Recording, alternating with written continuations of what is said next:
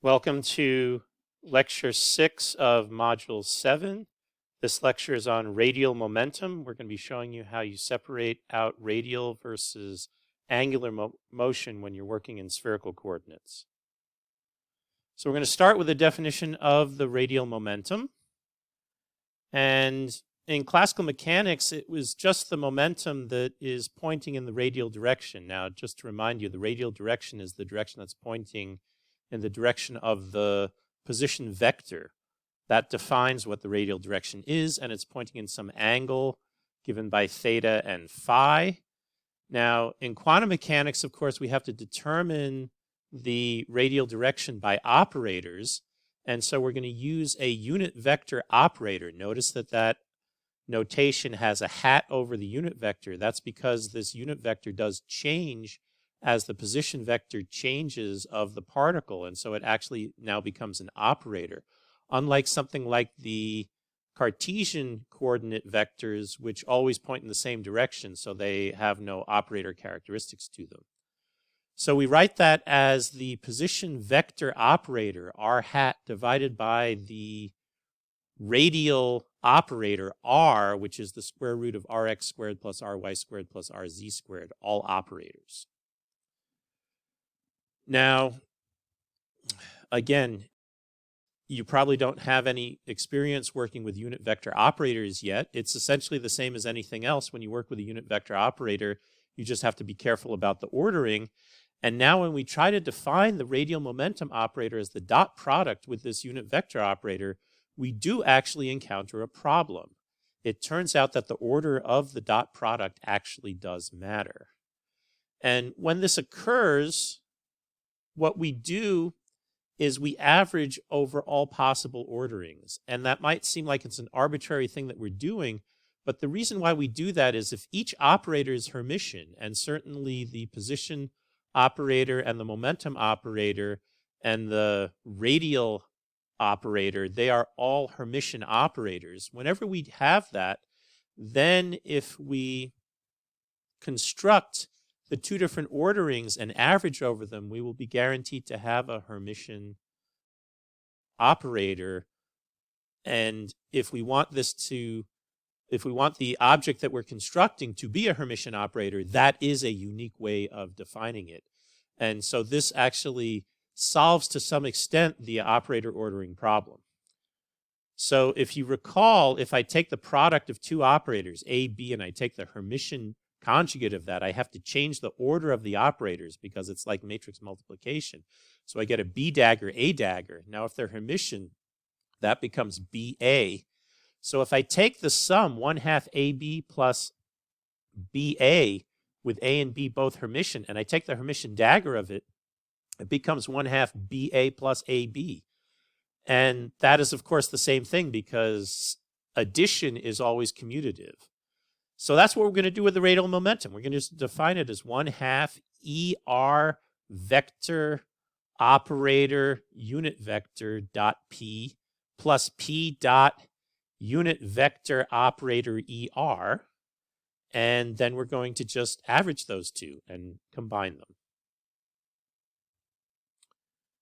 So we're going to use a canonical commutation relation in order to simplify this result. You know, we know what the commutator of P alpha with R alpha is, and that's all that we need in order to simplify this. What we're going to try to do is we're going to move all of the R vector divided by radial operator terms to the left-hand side. So we first have to calculate what a number of these different commutators are. And we do this again starting from our fundamental commutation relation. So we start by working with something that we can immediately work out. The commutator of P alpha with R hat squared, the square of the radial operator, which is Rx squared plus Ry squared plus Rz squared. We're going to work out the commutator of P alpha where alpha is either X, Y, or Z. Now you can see because X, Y, and Z all appear in that summation, I can replace that as the commutator of P alpha with R alpha squared because P alpha commutes with all of the other components, the components that are not equal to alpha. And then now our next step is that we use Leibniz, and Leibniz says it's R alpha, P alpha with R alpha plus P alpha R alpha times R alpha. Commutator of P alpha with R alpha we know is minus I H bar. And so we get minus 2 I H bar R alpha. And so we've actually figured out what that commutator is. Our next step is to use the Leibniz rule a different way. So now we're going to use the Leibniz rule on the full operator R, and I can factor out one factor of R to the left, one factor of R to the right, and I'm left with this commutator of P alpha with R. Now, you might suspect that the commutator of P alpha with R is a number or is perhaps an operator that depends on the Cartesian coordinates and doesn't have momentum appearing in it. Because when we take commutators of momentum with position, we end up dropping, if you like, it seems like we drop a power of momentum and a power of position when we do that, especially when you think back to commutators of momentum with powers of the Cartesian coordinates. But we don't know that for sure, so we want to actually verify that we can commute that R hat operator through that commutator in order to bring the R hat operator all to the right-hand side and then evaluate what that commutator is. So we have to go through and use another operator identity. It's called the Jacobian identity. We did not make this one of our fundamental operator identities, and I didn't have you verify this because it's kind of complicated. But if you want to verify it, you can verify it simply by writing out all three of those terms, and you'll find every term that has a plus sign has exactly the same term with a minus sign in it, and so they all cancel out. And now if I pick A equals R operator squared, B equals R operator, and C equals P alpha, I can then set commutator of A with the commutator of B with C into minus the sum of those other two triple commutator relations. And now we look at each of those terms. The term on the right, it's a commutator of R squared with R, but of course that commutes, so that guy is equal to 0. And then the commutator of the P alpha with the R squared, we work that out above. It's minus 2I H bar R alpha, so I substitute that in. I have the commutator of R with R alpha, but that's equal to 0. So we find that the commutator of R squared with the commutator of R with P alpha is equal to 0. Of course, we wanted to conclude that the commutator of R with the commutator of R with P alpha is equal to 0. And in order to do that, we have to recognize that an operator and the square of an operator have the same eigenvectors. You should think about that for a moment, but if I have an operator, it has a set of eigenvectors. The square of that operator must have the exact same eigenvectors. The only thing that changes is the eigenvalues now become the squares of the eigenvalues of the operator. And because the commutation relation of an operator is determined entirely by what the eigenvectors are, because I can construct the operator as a sum of projection operators that project onto the different eigenvectors and have the eigenvalue multiplying it, because in the eigenvector basis, the operator is diagonal as a matrix, and I can always write it as a matrix by using projection operators. We've done this a number of times in class, but even if you're having a little bit of trouble following that, all you really need to know is that any operators that have the same eigenvectors commute. And so it's the eigenvectors that determine the commutator structure of an operator. So if the square of an operator commutes with something, the operator itself also must commute with it. So we learn from this that the commutator of R with the commutator of R with P alpha is equal to 0. And that means that we can commute that R through that commutator, bring them both to the same side. And now what we're going to do is we're going to substitute in for the commutator that we discovered already on the left-hand side. And that becomes minus 2I H bar R alpha. We then divide by a 2 R hat on both sides. And you see we now have determined what the commutator of P alpha with R hat is. Okay, so this is a very nice relationship that we have worked out in terms of computing the commutation relation of P alpha with R hat. All right, that's good. Now we're going to calculate another commutator because we need the commutator of P hat with 1 over R hat. So to do that, we're going to use Leibniz. We first recognize that the commutator of P alpha with a number equal to 1 is just equal to 0. We use our multiply by 1 trick to write that as R hat times 1 over R hat. We then use Leibniz to separate out the two pieces. And now we just figured out what the commutator of p alpha with r hat is, so we substitute that in, and then we bring that commutator on the right-hand side to the right-hand side of the equation, and we divide by the r hat. You see there's an r hat that's multiplying that commutator. I divide by an r hat by multiplying on the left-hand side, and now we've gotten the commutator of p alpha with 1 over r hat. Okay? So we've developed these two commutators. Now we can get back to the radial momentum, and we can move all of those operators to the left-hand side. If I move the r vector operator divided by r hat to the left of the p hat operator in the second term, I have to add the commutator. So I'm going to get two of those terms on the left-hand side. I'm going to add the commutator. I'm going to get plus 1/2 the sum over alpha, commutator of p alpha with r alpha divided by r. To calculate that commutator, I'm going to use the Leibniz rule. And I'm going to separate it out with an r alpha commutator p alpha with 1 over r hat plus p alpha commutator p alpha with r alpha divided by 1 over r hat. We have calculated both of those commutators, so we substitute in for them. And what we find in the first term, we get an r alpha times r alpha over r hat cubed times an IH bar. And in the second term, we get a minus 1 over r hat times an IH bar. Now, when I do a sum over alpha, in the first term, I'm going to get an r hat squared, because that's rx squared plus ry squared plus rz squared. That rx squared will cancel two r hat squareds in the denominator. I'll be left with a 1 over r hat. In the second term, it has no alpha dependence. I just have to remember alpha runs over 3 terms. So that second term is going to be 3 over r hat with a minus sign. Now I combine those two, I'll get minus 2 over r hat. And so you see we have this nice relationship that the radial momentum is equal to the dot product of the r vector operator divided by r hat with the momentum vector operator minus IH bar over r hat.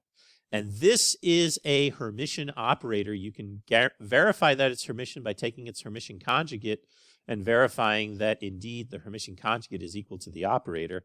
I'll leave that as an exercise for you. It requires you to work a little bit more with these commutators if you would like to go ahead and verify that. But this is a Hermitian operator. And this is our preferred form for the way that we write out the radial momentum.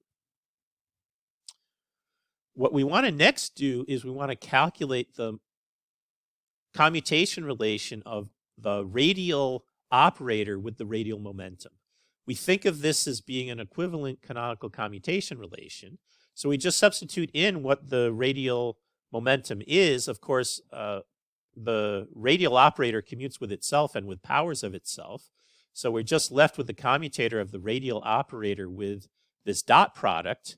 We write out what the dot product is, and I can factor out, because I'm using the Leibniz rule, I can factor out that each of those terms, r alpha divided by r operator, that is multiplying a p alpha, because that's what the dot product is. It has a sum over alpha. And by using the Leibniz rule and the fact that position operators commute with themselves, I get it into this form, which is the r alpha over r hat. That's the factor that I got from the Leibniz rule, and the commutator of r with p alpha. But we know what the commutator of r with p alpha is. It's IH bar r alpha over r hat. And so I can substitute that in. And now you can see the sum over alpha is going to give me a sum over r alpha squared. So that's going to just give me r squared. I have an r squared in the denominator. So that's going to just cancel and give me 1. And so I just get IH bar. And so indeed, this does look like a canonical commutation relation. So when we have this kind of commutation relation, we say that these two operators are canonically conjugate variables. And so the radial operator and the radial momentum operator are called canonically conjugate variables. The radial momentum is Hermitian, as I've already told you. We just verify that by looking at the Hermitian conjugate. But it is not what is called self-adjoint. We haven't really talked about self-adjoint yet. Self-adjoint is a property that requires the hermiticity, but it also requires the domain to be the same when I have the operator act on bras versus when I have the operator act on kets. we haven't really spoken very much about domains, and that is a bit of an advanced topic. The only thing that you need to remember is that this radial momentum operator is not a self-adjoint operator, and what that corresponds to, and the important fact that you need to carry along with that, is that radial momentum is not an observable that I can observe, and it does not have a complete set of eigenfunctions, and its eigenvalues need not be real, even though it is Hermitian. That's because it is an unbounded operator. So when we work with these infinite dimensional Hilbert spaces and we work with unbounded Hermitian operators, there are extra conditions we need to look into to find out whether or not the operator is a well-behaved operator. The regular position operator and the regular momentum operator are well-behaved operators. They're what are called essentially self-adjoint operators, and that's why we didn't bring this point up before. But the radial momentum turns out not to be an appropriately defined operator. Most likely the issue is coming from the fact that when I go to the origin, I have this 1 over r operator, and that's causing problems in this.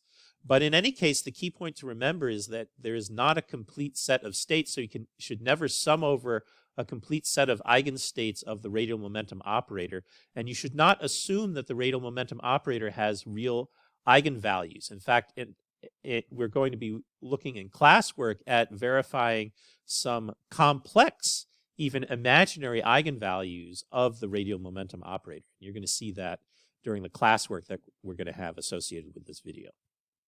All right, the last thing I want to talk about in this lecture, although it's going to take us a little bit of time to get through it, is the radial translation operator.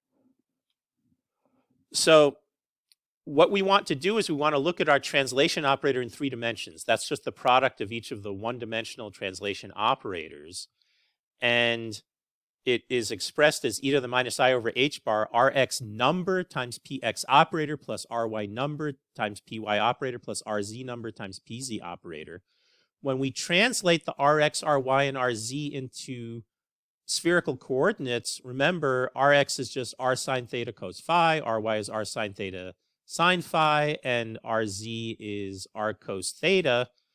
Using those results, and those are all numbers, not operators, we now want to consider what happens when we go into spherical coordinates.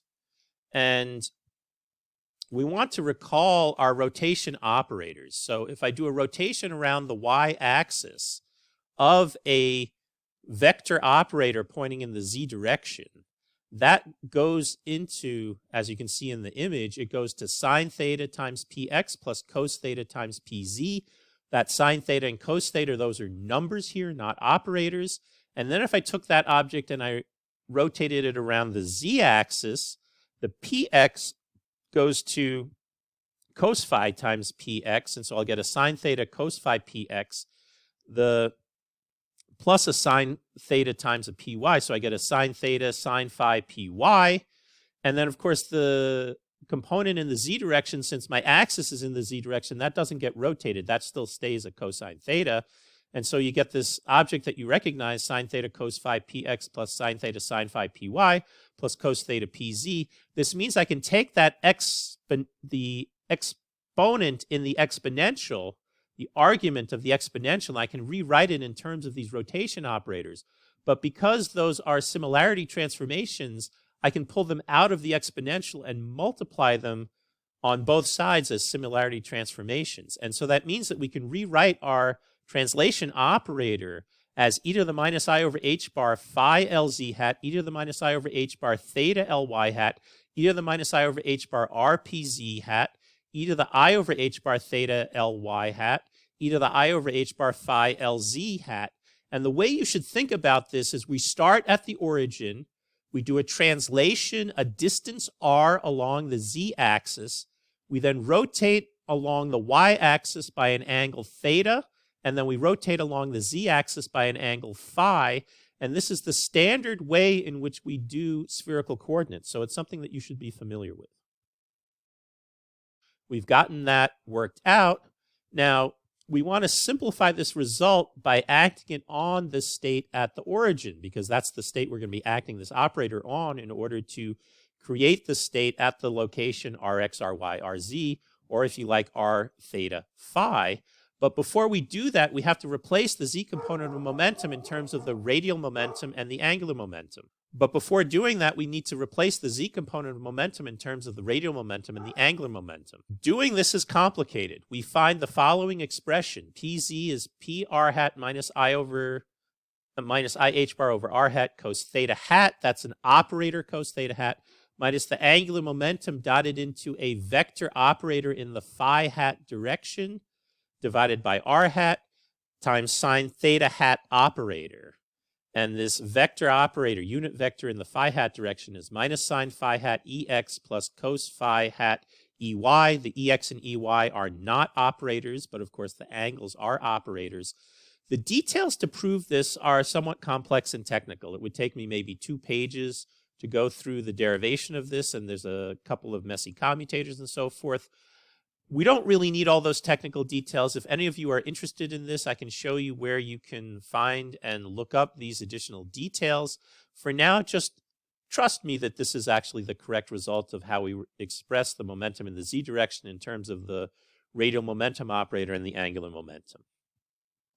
Now, we're going to then use that by plugging into the exponential, and we're going to act this onto the state at the origin. But we run into a problem in that at the origin, the expectation value of the r operator is 0. And so we have to actually do this with a careful limiting procedure. So what we're going to do is we're going to start by putting in a translation in the theta phi direction. We're going to call that translation vector delta. And because the translations commute, just think about this in the 3-dimensional Cartesian way of thinking about things, all translations commute because they just involve momentum operators. We can multiply by 1 by an e to the I over h bar delta dot p times an e to the minus I over h bar delta dot p. And I can move the e to the I over h bar delta dot p term all the way to the left, and I can move the e to the minus I over h bar delta dot p term all the way to the right and have that act on the origin. And that means it translates the origin from the origin to the location of the vector delta. Okay? Now look carefully at these operators after I have done that translation. And remember, the translation is in the theta phi direction. That first rotation is going to rotate me back to the xz plane, and then the rotation by theta is going to rotate us to the North Pole. And so the translation is now a translation by the magnitude delta in the North Pole direction, and we are using the Cartesian representation, rx, ry, rz. That state is the 0, 0 delta state. And then the rest of our operator is acting the way that we have. We have the translation by r in the z direction followed by the rotations. But now we're going to replace that momentum operator in the z direction by its representation in the spherical coordinates. So we have the radial momentum and we have the angular momentum appearing there. And now what we have to recognize is that when sine theta acts on a North Pole state, because theta is equal to 0, that just annihilates that state. And when cos theta acts on that, because cosine 0 is equal to 1, that just reproduces that state. And so it turns out, if you look term by term in the expansion of the exponential, because the angle operators commute with the radial operators, you can actually replace all of those sine thetas by 0, and you can replace all of those cos thetas by 1 when this operator acts on the North Pole state. I like to call this small operator pointing in the z direction as the North Pole state. And so we get this simplification. We get just radial momentum minus I h bar over r hat. And the last step that we have to do is we have to re-express this North Pole state in terms of our radial and angular coordinates. And so we're going to use the ket r to express the radial coordinate and the ket theta phi for the angular coordinates. We already saw the state theta phi as a rotation of the North Pole state when we were talking about spherical harmonics. It's exactly the same thing here.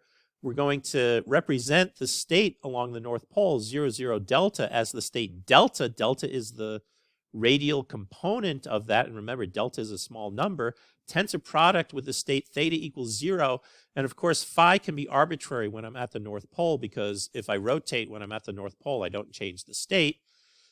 And So that points in the z direction. And then if I do these two rotations, the first rotation about the y-axis defines phi to be 0. And then the next rotation about the z-axis takes phi from 0 to the value phi. And so that creates the state theta phi. And then if we take the limit delta goes to 0, you see it easily goes to 0 with the term on the left-hand side of that long expression. And then for the radial component, it just tells me I'm going to be at the origin of the radial position state, the radial position ket. So we call that 0 sub r. And now we have our final expression. So we have this operator, e to the minus I over h bar, r number times pr operator minus I over h bar r operator, acting on the state at the origin, tensor producted with the state at the angles theta and phi. And that will give us the state Rx, Ry, and Rz. Okay, that brings us now to the end of lecture 6 of module 7.